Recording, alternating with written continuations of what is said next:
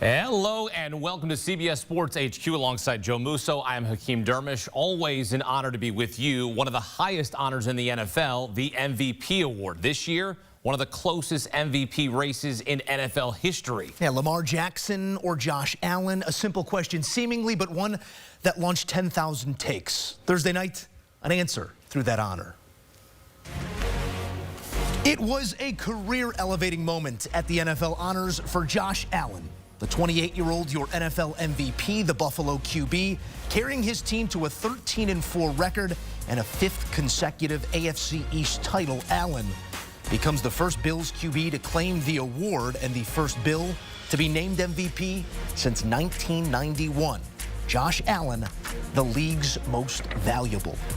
Allen edging out Lamar Jackson and what would have been a third MVP honor for the Raven. The result, one of the closest votes in the history of the award. Allen and Jackson separated by just 4 first-place votes. Historically, this does depart from a long-standing rule, with Allen becoming the first player since 1987 to win the award without being named a first-team All-Pro.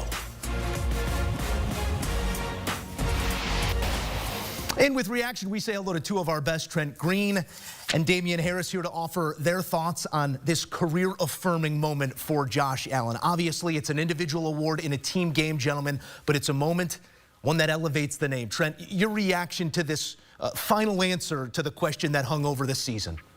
You know, it's first off, both guys are deserving of it. They both had incredible seasons. You look at the numbers, there's historic numbers for both of them. You can back up the argument for either one. I want to know who voted for Josh Allen to be third place. There was one person voted third place. There's one voter didn't even put Lamar Jackson in their top 3. So I want to find out who those 2 voters are, because that's pretty phenomenal. But getting back to Josh Allen and the type of season he had, you know, the thing that impresses me most about him, he came in his rookie year. He completed around 53% of his passes. He continued to work and improve his game. The next year was just shy of 60% completion. And then after that, his career really took off in year number 3 in terms of his career in the NFL. He's always been a dynamic player in terms of the run and the pass. But really this season, everything culminated, got together, 12 rushing touchdowns on the season. His ability to lead this team, when you look at his roster, not any other All-Pros on the roster, only 2, he and one other guy are the 2 Pro Bowlers. So when you consider from a talent standpoint and the fact that they were the 2 seed, they beat the Kansas City Chiefs during the regular season, an impressive year for Josh Allen, very deserving for him to win MVP. Certainly so. I want to get to the root of the word, specifically value, in just a bit here. But Damien, your initial thought here, from 0-star recruit to league MVP, what does this moment mean for Allen? You know, it means everything to Josh, except for beating the Kansas City Chiefs, of course. But not to get into that, but this is a huge accomplishment for Josh in his career. This shows the trajectory that his career has been on since he was drafted by the Buffalo Bills. He started as a rookie with a lot of talent, a lot of upside. But throughout his career, the one thing that plagued him was the fact that he turned the ball over, whether it was interception, whether it was fumbles, whether it was bad decision-making. Josh Allen, we weren't talking about this during the season nearly as much as we should have been. Josh Allen was not turning the football over. And when you look at this Buffalo Bills team throughout Josh Allen's career, they win when he does not turn the ball over and give it away to the other team. So the fact that he realized how important it was to keep the ball in the hands of his own team and not give it to the other team, like, that paid dividends for his entire team. And then you look at the fact of having an MVP year after losing your wide receiver 1 in Stephon Diggs, after losing your wide receiver 2 in Gabe Davis. The talent, there are a lot of good players in Buffalo. There are not a lot of great players in Buffalo. There aren't all pro guys. There aren't guys that are up for all these lucrative awards and all these prestigious awards.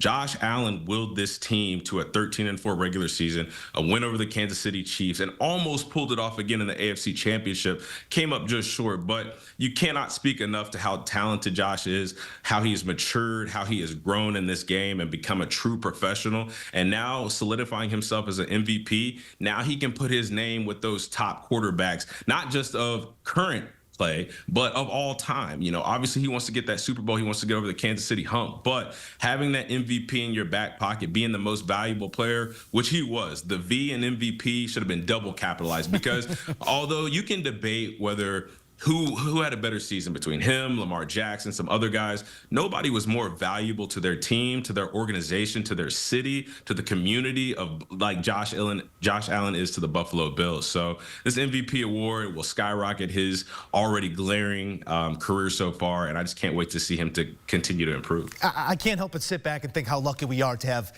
this next generation of quarterbacks, star quarterbacks, and now one that has MVP next to the name in Josh Allen. I do want to dig a little deeper on something that both of you allude to, because it sets a precedent that the context around your numbers sometimes matter more than the numbers themselves, not just that you win a division or 12-plus games, but that you do it with relatively less talent around you than those you're running next to. Yes, I'm obviously talking about Lamar Jackson here, but no All-Pro teammates to Jackson's 6, as you alluded to, Trent. How much do you think that swayed voters towards Allen? Well, I think it ultimately did. And when you look at the fact that Lamar Jackson was first-team All-Pro and Josh Allen was second-team All-Pro, yet when it comes to MVP voting, the voters switched it the other way and gave it to Josh Allen as the MVP. Listen, you can't take anything away from Lamar Jackson. I think if you go back to 2003, the last time there was co-MVPs, back when the scoring system for MVP was different, it was just one vote. It was who's going to win. That was Steve McNair and Peyton Manning that tied for it in 2003. So with the scoring the way that it's set up now, you get points for second, third, and so on. You knew there wasn't going to be a tie. It's almost impossible to get a tie at that point in time. But when you look at Lamar Jackson, the talent that he has around him, the guys, the other All-Pros, Derrick Henry took some of that spotlight off of the MVP voting. I think when you look at the signing of Derrick Henry, that really changed the way that teams defended Lamar Jackson. That's not to take anything away from Lamar Jackson. Lamar Jackson's unbelievable. He's a 2-time MVP, close to being a 3-time MVP. But I think the addition of Derrick Henry, the numbers that Derrick Henry put up, the fact that Derrick Henry was in the MVP conversation until very late in the season, I think that took some of it away from Lamar Jackson and probably angled more of it in terms of the votes towards Josh Allen because of what he was having to do in terms of carrying that thing. I thought Damien hit on a lot of great points. The fact that he didn't turn the ball over. Josh did a great job of protecting the football when that's been a big problem of his throughout his career.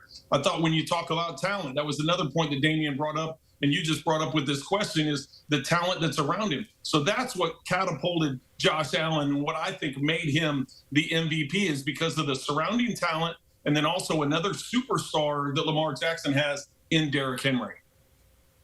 Listen, Trent, you agree with me. I agree with you, brother. You said it. You said it all right there. I mean, when you look at it, like we all have kind of alluded to, you know, the success around Lamar Jackson, the all-pro Pro Bowl type players that he's had around him. Not only does that take away some of the attention, but people start to think, well, his numbers are so great because, again, Derrick Henry is. People are stacking guys in the box because they want to stop the run. They want to stop Derrick Henry. They want to stop Lamar Jackson's legs.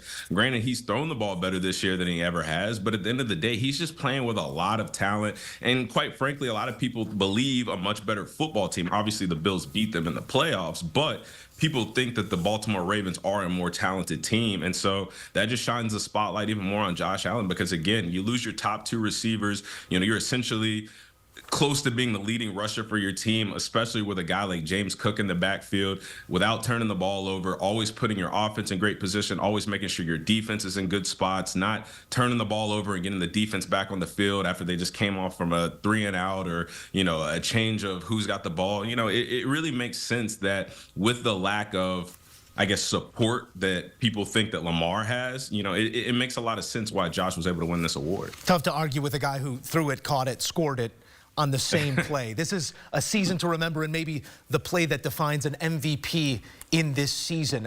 I do want to dig into the numbers just a little bit here because, as we said, it marks the first time since 1987 that the MVP is not a first-team All-Pro. When we look at that All-Pro voting, 23 to 27 was our MVP voting. The All-Pro voting, 30 to 18. A little bit of quick math with those 2 votes accounted to. Josh Allen will tell you that 7 voters split their vote in half, with All-Pro going to Lamar Jackson and MVP going to Josh Allen.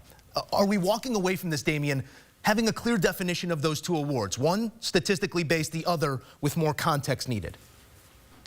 Yeah, and that's the hard part. You go back and they're joining pretty elite company. You're talking about Joe Montana and John Elway. Those were the last time this ever happened, where the MVP and the first team All-Pro were different. And you're talking 2 Hall of Famers, 2 all-time greats, 2 guys that you could arguably be in the top 5 of every person's list. So when you talk about those 2 names and what Lamar Jackson and Josh Allen have accomplished this season, it's really hard to nail down what exactly the voters were thinking.